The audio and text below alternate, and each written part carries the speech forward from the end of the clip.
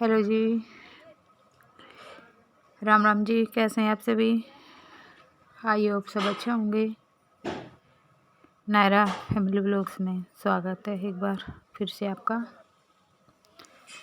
सुबह की शुरुआत, चाय रखी हुई है गैस पे।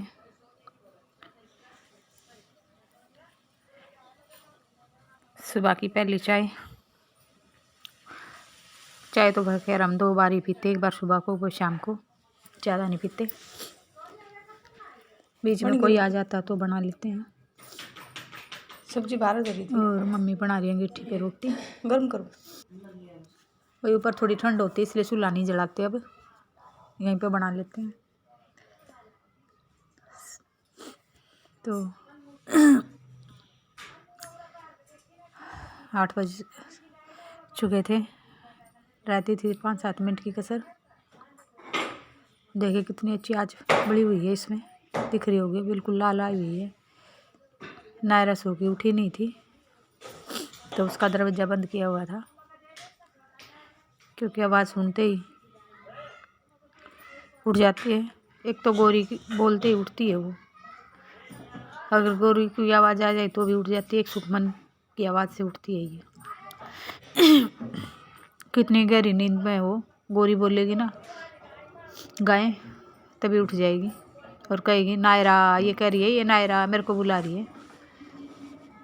और ये बन गई थी चाय, अदरक डाल दी थी। सर्दियों में अदरक की चाय पीने का भी कुछ अलग ही मजा आ गई। और फिर मैंने कल गेहूँ साफ किए थे तो पिसवा के लेकर आई हूँ। गेहूँ पिसवा दिए थे तो ख़त्म हो चुका था आटा, सुबह तक का था, लेकिन एडवांस में पिसवा लेते हैं गेहूँ को।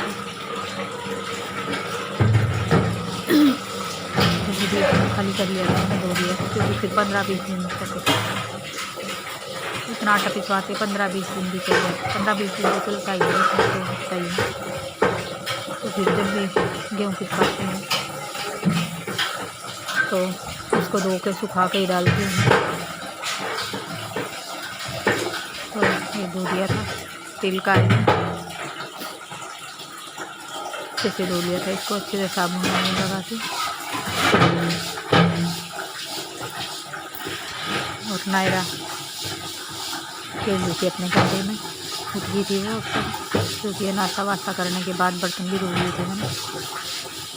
तब लगी थी मेरे से धोने, जिसको धूप में रखा ही 1-2 घंटे तक धूप में रखा रहेगी। आज कपड़े वगैरह नहीं धोए थे मैंने शनिवार में, तो कपड़े नहीं होते तो उस दिन थोड़ा एक्स्ट्रा काम कर लेते हैं। साफ सफाई वगैरह का जो भी कुछ होता करने का वही कर लेते हैं। फिर ये तो मेरे को करना है, आटा ख़त्म हो जाए तो इसको मैं धो के रख लेती हूँ। इसको साबुन लगाने के बाद अच्छे से पानी से धो दिया था। ये काफ़ी बड़ा है, किसी के नीचे थोड़ा ढंग से घुलता नहीं है सिंक में, तो मैंने ये छोटी सी बाल्टी रखी हुई थी। इसके बाद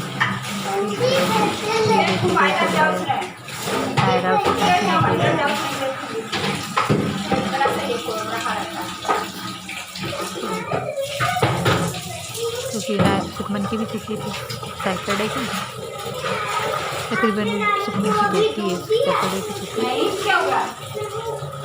फिर नायरा को मैंने मिला दिला दिया था, 10 बजे के आसपास का टाइम था ये। नायरा को मिला के अच्छे से बैठा दिया था कंबल में, कर दिया था थोड़ा सा धूप निकलने के बाद निकाल दें उसको, इतना निकाल के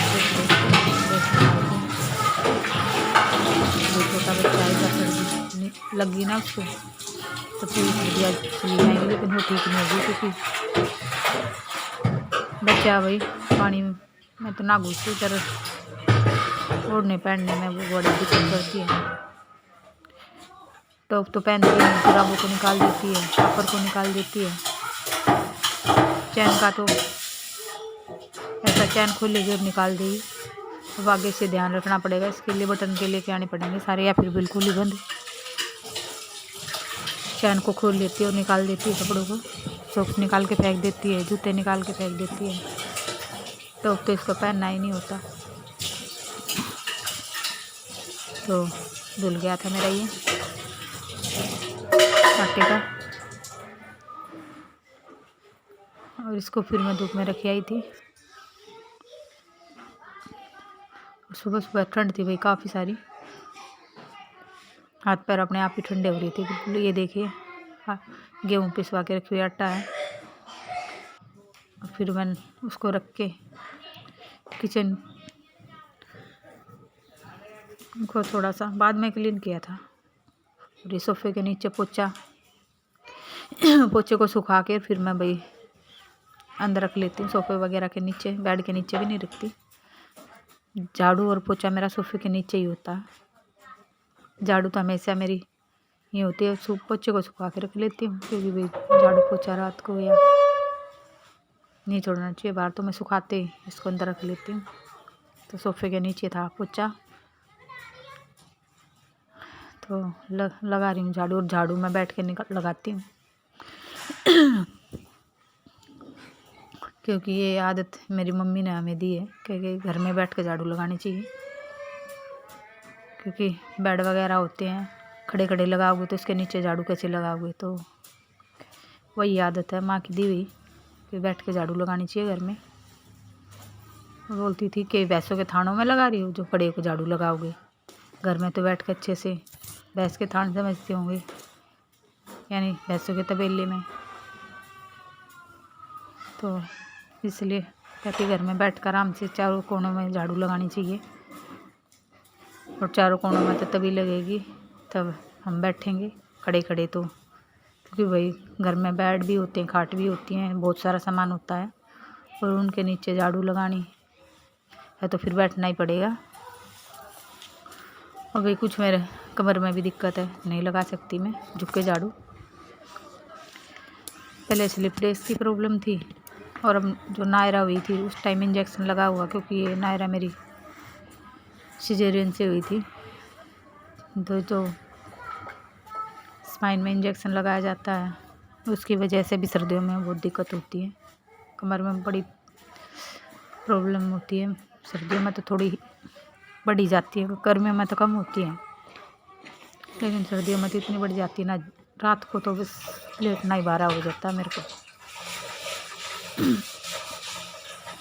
फिर गैस को धोने लग जाती हूँ साबुन से अच्छे से साफ। और ये शीशे का है, ये जल्दी गंदा होता है, जरा सी भी धूल इस पर अलग से ही दिखेगी। वही घर में तो थोड़ी बहुत धूल होती है, किचन है खिड़की से भी आती है। सर्दियों में तो कम आती है, गर्मियों में ज़्यादा आती है धूल। लेकिन फिर भी गैस पे तो जैसे रोटी बनाती हूँ तो आटा वगैरह गिर जाता है,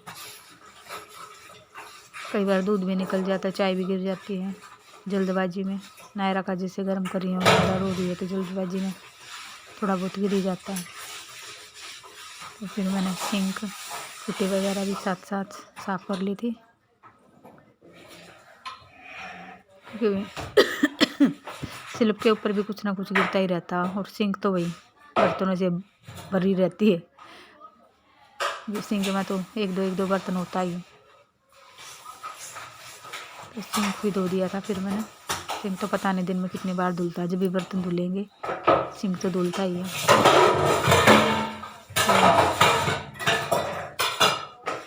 धो दिए थे सिंक टूटी, और फिर ये स्लैब को भी धो दिया था मैंने अच्छे से साबुन लगा के। और वही आजकल सर्दियों में ये बड़ी दिक्कत है, घी वगैरह चिपक जाता है बिल्कुल बर्तनों में, और फिर वो वाशर बेसन में धोते हैं इसमें सिंक में, तो सिंक भी इतना चिपचिपा सा हो जाए। इसको भी स्टील वूल से साफ़ कर रही थी।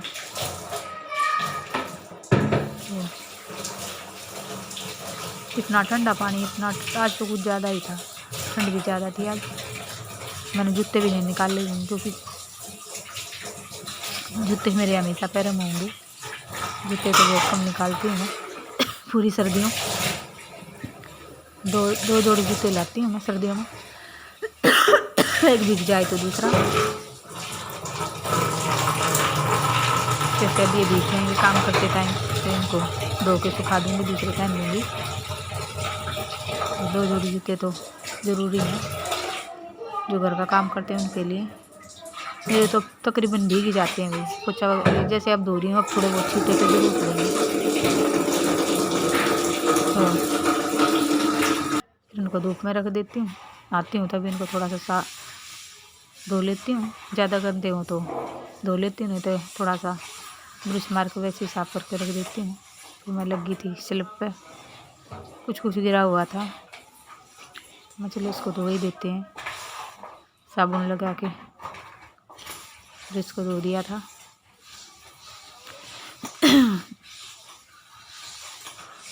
हाँ भाई, काम तो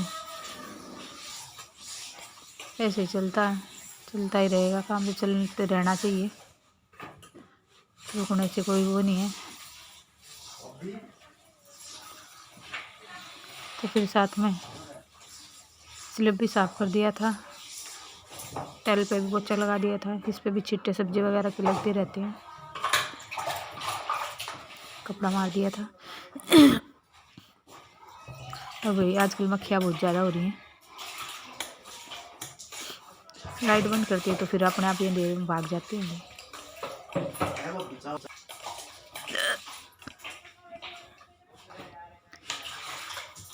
और धो दिया था फिर पानी से, साबुन लगा के। वाइट पत्थर है ना भाई, जल्दी गंदा होता है ये।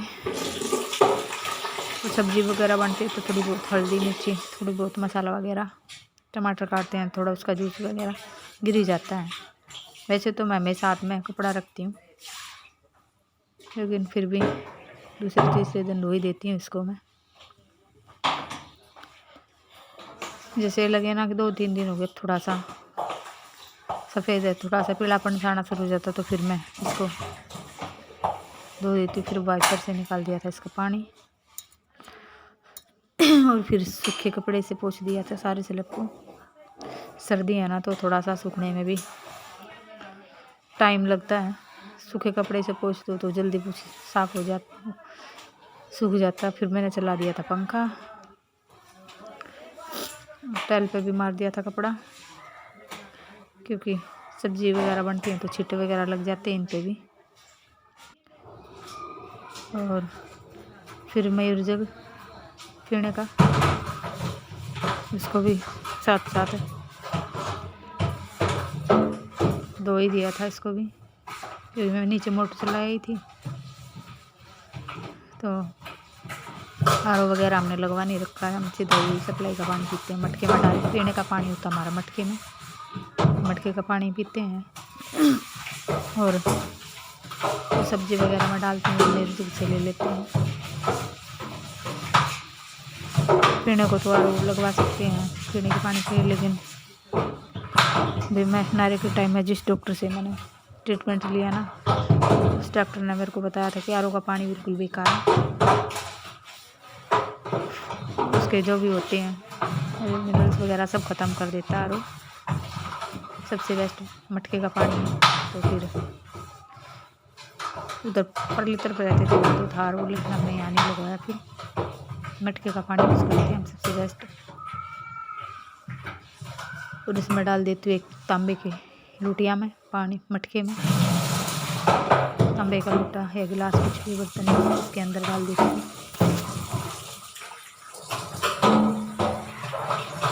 तो तांबे का बर्तन डालने से कुछ तो मटका फिल्टर कर देता है पानी को, कुछ तांबे का बर्तन कर देता है।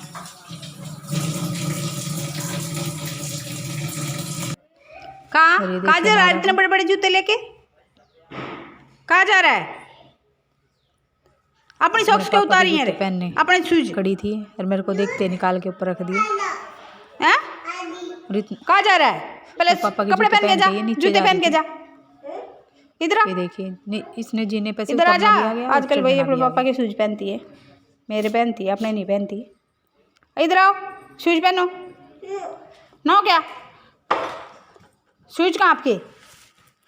कहाँ शूज आपके? हैं? गिले हो गए? गया। और देखिए स्नैपर भी निकाल के फेंका हुआ है। कहाँ आपके शूज? टॉप चलो, भी शूज मैंने पहनो। इसको सब कुछ पहनाया था, शूज नो भी, क्या? सॉक्स भी, टॉप भी, अपर भी। और मैं लड्डू लगी नहीं, ऐसे रसोई में, नहीं इसने करते। सब कुछ उतार के फेंक आजा दिया। सॉक्स पहन अपनी, आजा।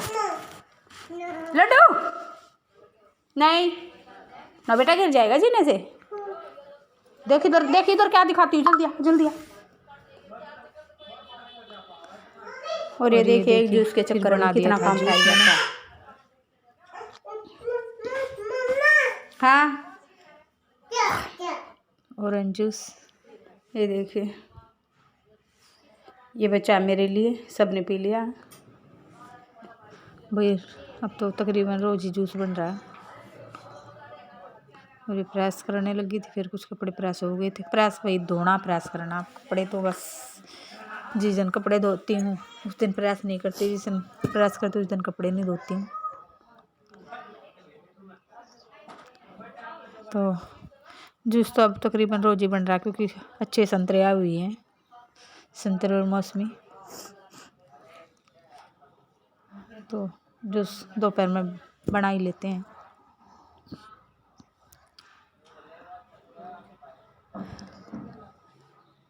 और धूप देखिए कितनी अच्छी निकली हुई है।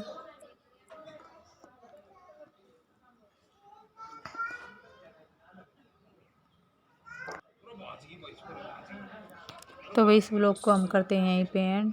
कल मिलेंगे एक नए ब्लॉग के साथ। और देखे नायरा की मस्ती अपने चाचू के साथ।